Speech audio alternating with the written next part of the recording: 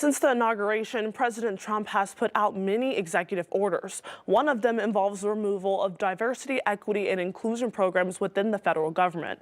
This executive order would have removed the curriculum of the Tuskegee Airmen in the U.S. Air Force training. But last week, it was immediately reversed by the Secretary of Defense, Pete Hegseth. And as we celebrate Black History Month here at home, community members are making sure the legacy of Black aviators during World War II is remembered for generations to come. In a time where segregation was the norm, the Tuskegee Airmen consisted of nearly 1,000 Black American aviators during World War II.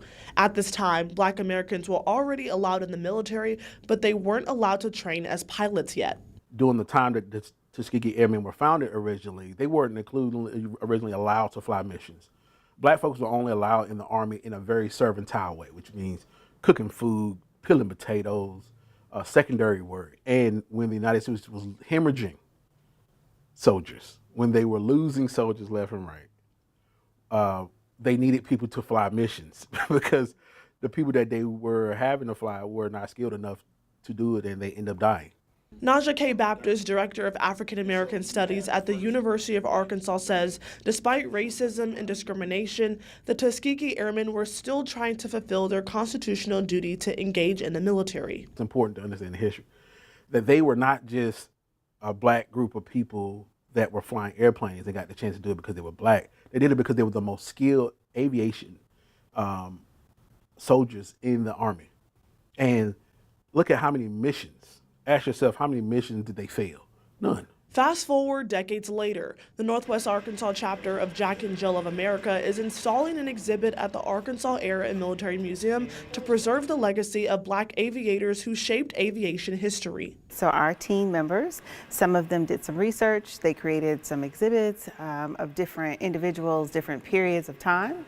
And we also created some pieces for visually impaired so that they can also enjoy the exhibit. This is the first exhibit honoring Tuskegee Airmen at the museum. Leaders there say it's focused on Arkansas history and the 5 Tuskegee Airmen from the state. Riley Greer, team president for the organization, worked on the project and says it was important to educate herself and the community on Black history. It was kind of disheartening finding out that we were making the exhibit and that there wasn't already one here.